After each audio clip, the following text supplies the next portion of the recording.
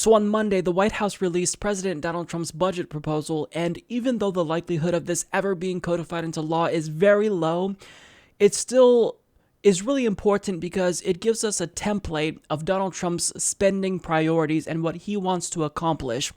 Now, to say that this budget is a slap in the face to ordinary Americans is an understatement. In fact, Vice named it a manifesto against the poor, and I think that that is incredibly accurate because this is another massive transfer of wealth from the poor to the rich. And of course, as you could have guessed, there's more military spending and whatnot, so I want to dive into the details.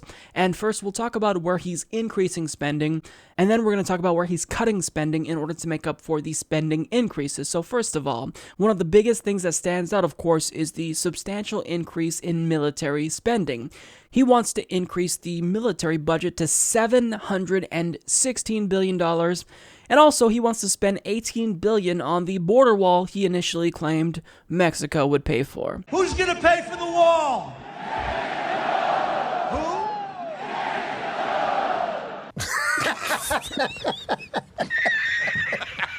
And additionally, he is proposing up to $200 billion in infrastructure spending. Now, at face value, that sounds lovely because, of course, America does need to fix our crumbling infrastructure. The problem is that when you dive into the details, it's not exactly what it seems. Vox author Matthew Iglesias explains that Trump is basically saying that the federal government is willing to spend up to $200 billion on infrastructure, but there's a catch.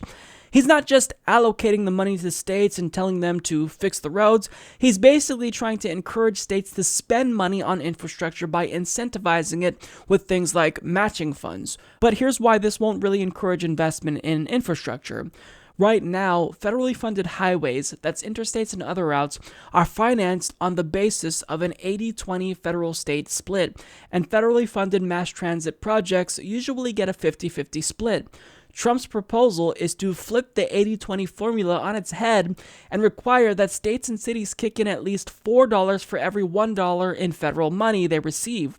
This vision of a stingier matching formula is defensible. Some experts feel that the current formula leads to overinvestment in new highway projects with little transportation value, but the White House's notion that it will lead to an actual surge in state and local infrastructure spending is difficult to support. States and cities are generally more fiscally constrained than the federal government, not less so. The practical impact of making the matching formula stingier will be to generate fewer new gleaming roads, not more. So basically, he's trying to, quote, encourage and incentivize states to fix more of their roads by making them foot more of the bill, and on top of that, he doesn't even have a way to fund this. He hasn't allocated this $200 billion he's proposing. He's just saying, well, we'll spend up to $200 billion, but he doesn't actually have a way of paying for that. So in other words, this will go nowhere and is pointless. And with the way in which Donald Trump keeps increasing military spending and cutting taxes for wealthy Americans, thus reducing the overall revenue of the federal government, well, as Politico explains, the White House can no longer hide the immense deficits it would create, not after the tax cuts and military buildup Trump championed and secured. And Donald Trump is aware of this. He knows that as the leader of a supposedly fiscally conservative party, he has to make sure that he cuts spending in other areas to basically accommodate the massive increases in spending when it comes to the military and tax cuts. So how's he going to do that? I think you already know how he's going to do that. He's going to screw you over. So Naomi Jagoda of The Hill reports, the budget also proposes reforms to welfare programs and Medicare as part of the administration's effort to reduce deficits. Surprise, surprise. And it calls for repealing Obamacare and replacing it with legislation modeled after a bill from Republicans Senator Lindsey Graham and Bill Cassidy that proposed converting funding for Obamacare subsidies to block grants for states. Are you surprised by that? If so, you shouldn't be. So that's what he's doing. He's cutting social safety net programs and trying to repeal the Affordable Care Act as a way of paying for increases in military spending and tax cuts for the rich. But that's not all, because he's also proposing a cut to Medicaid by more than $1 trillion over 10 years and cuts to Social Security of $72 billion over 10 years. Now, additionally, if you're receiving SNAP benefits, Donald Trump wants to literally control what types of foods you're able to eat. So as Arthur Delaney of HuffPost explains, under the proposal, Monday's budget document says households receiving $90 or more per month in SNAP benefits will receive a portion of their benefits in the form of a USDA Foods package, which would include items such as shelf-stable milk, ready-to-eat cereals, pasta, peanut butter, beans, and canned fruit, vegetables, and meat, poultry, or fish. Now, this is because Donald Trump wants to be your nanny. If you're poor, he wants to make sure that you're buying the right foods. He wants to make sure that you're not purchasing anything that's too expensive or too unhealthy. He wants to make sure that you're not purchasing these sugary drinks like Coca-Cola. He wants to basically be your parent and say, well, it's not enough that your tax dollars fund food stamps and social safety net programs. I actually have to control the food you eat. So Donald Trump is saying, I'm allowed as a rich person to have 12 Diet Cokes a day, but if you're poor, you don't get that luxury. But believe it or not, that's still not all, because if you are one of the individuals that graduated from college with a massive amount of debt, he wants to do away with income-based repayment plans and loan forgiveness programs. And also, he wants to completely eliminate subsidized loans. So that way, you have to pay back thousands upon thousands of dollars more than what you initially borrowed, since it's not subsidized by the federal government. So unsubsidized loans will now be the only option as of July 1st of 2019 if he does get his way. And I don't even have to tell you, of course, this would exacerbate the already massive student loan debt crisis. But that's not all. He's also proposing cuts to HIV funding by 20%, which would actually result in 300,000 deaths per year. He also wants to completely eliminate federal funding for PBS and NPR. Now, are they perfect? Absolutely not. But to just completely strip their funding, that's troublesome.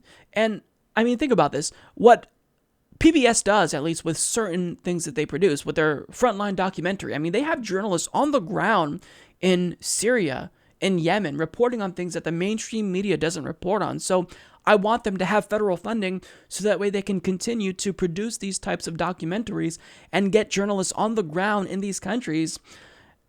And he wants to cut their funding. He also wants to slash the budgets of certain government agencies like the State Department, the Department of Interior, NASA, Department of Health and Human Services, Housing and Urban Development, the Education Department, the Environmental Protection Agency, and he's also proposing the elimination of 66 programs in total, including the Low-Income Home Energy Assistance Program, the National Wildlife Refuge Fund, OSHA training grants, the Global Agriculture and Food Security Program, and really the list goes on.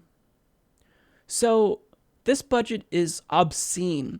This is him throwing up his middle finger to every single working class American in the country, saying, fuck you. We're going to increase the military. We're going to build that border wall that I said Mexico would pay for, but you're going to pay for it. And we're going to cut everything else that Americans depend on. And on top of that, he wants to make sure that he can even control the food that poor people eat. How condescending is that? You don't think that poor people are smart enough to purchase their own foods? Studies show that food stamp recipients, they don't eat differently than other people. They actually buy food with the money. They're not going and buying Snickers candy bars and just stacking up on Snickers in their cupboards. That's not what's happening. They're just buying what everyone else buys. And these are people that are working oftentimes. Walmart workers, they have to get on food stamps because Walmart doesn't pay them enough. And Trump is basically treating them like they didn't put anything into the system, so he should be able to dictate what they eat. No, you shouldn't. So this is absolutely egregious. And as I was going through this and learning more and more, I mean, this is a huge budget proposal, so chances are I'm missing other really important components, but this is egregious. I don't even know what to say about this. This is really a Republican's wet dream. Now, again, is he going to accomplish all of this? No. This budget will not pass. However, we know where his priorities lie. He wants to fuck over poor people, fuck over the middle class, cut programs that we rely on, cut Social Security. That's him basically taking money from us because we pay into Social Security and we're supposed to get it back. It's despicable, and it's why you should never, ever rely on a rich person, certainly a billionaire, to represent the interests of the working class. So, of course, when he was espousing all of this populist rhetoric on the campaign trail saying, I'm a different Republican, I'd never cut Social Security, Medicare, and Medicaid, he duped you over. If you bought that, I'm sorry. But he fooled you. He duped you over. He got in there and he did everything to enrich himself and his family and fuck over everyone else. That's where his priorities lie, completely ass backwards. This segment of the Humanist Report was brought to you by 7coffeeroasters.com. They're a minority-owned small business in Seattle, and they specialize in roasting unique and delicious coffee that's not actually roasted until you've placed your order. And the best part is that they actually ship out all orders within 24 hours, so you get your coffee and it still tastes fresh when it arrives. And to boot, they're also a progressive company that pays their workers a living wage and actually cares about the country. So to support them and experience the deliciousness of their coffee, you can check out 7coffeeroasters.com.